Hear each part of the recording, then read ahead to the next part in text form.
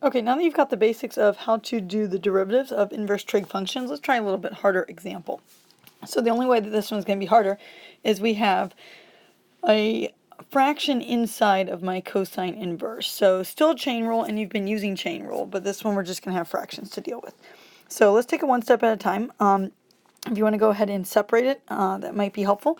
So we could separate this into y equals cosine inverse of u, and then your u is 1 over x. So starting off, we're going to do derivative of y with respect to u, and that's going to be 1 over negative in front, sorry, and then your sine inverse, which is 1 minus subtraction and a square root, since it starts with an s, 1 minus u squared. So the u is just replacing the x. And this is just a little bit more explicit way of showing it than kind of doing chain rule in your head, which is what he did in the other video. For u prime, I'm going to rewrite 1 over x as x to the negative first. That's not doing the derivative yet.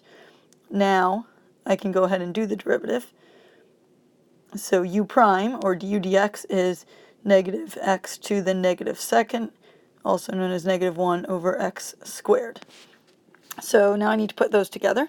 So my dy dx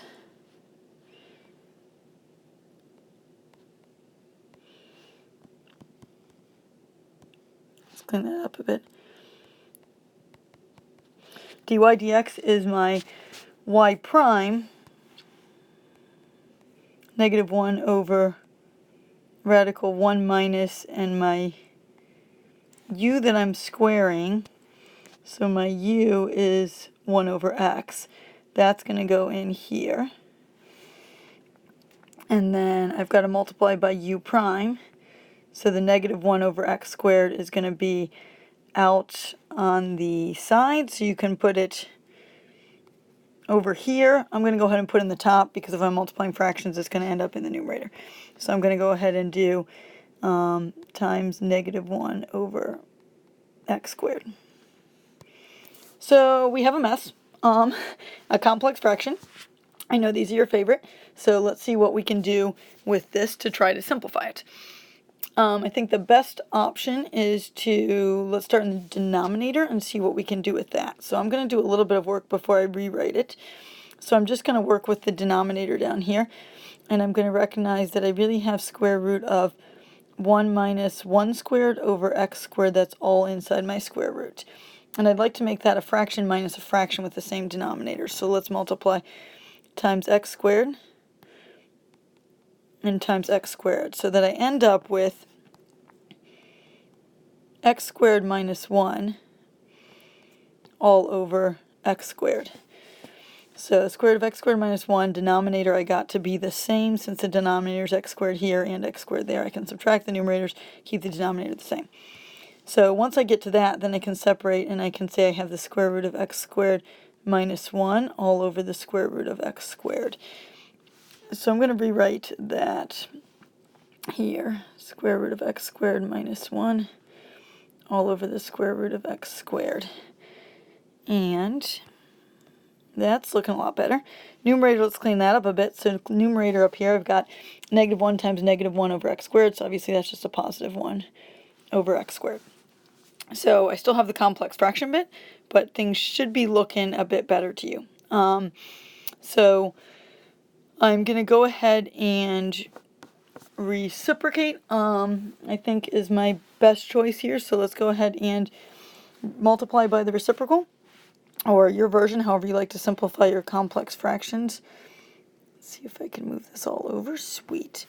Okay, so if I multiply by the reciprocal here, square root of x squared over square root of x squared minus 1.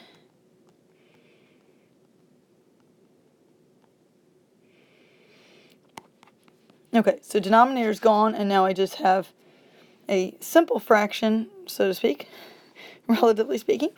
And I'm looking outside the radical. I can't really do much with this radical, but I've got a radical x squared and an x squared. So you're probably thinking that radical x squared equals x, and I 100% like that thought. So if you're thinking that this is really just x, that's cool. So I'm going to have x over x squared, which then can be simplified here to just 1 over x.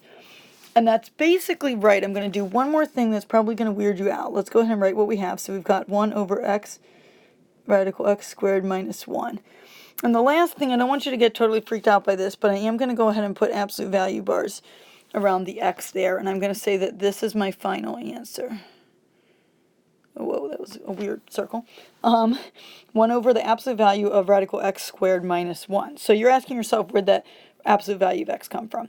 Well, we need to think about what our answer is going to be, and it all goes back to this. We had square root of x squared. So if I took a number and squared it, I ended up with a positive. I took square root, I have a positive.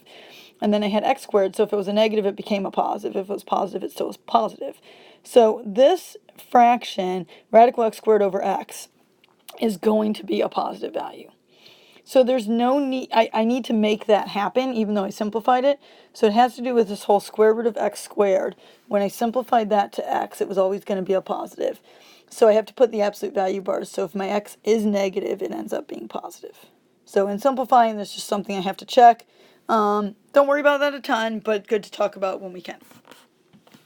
Okay, go ahead and try another one. I'll do another video for a different question.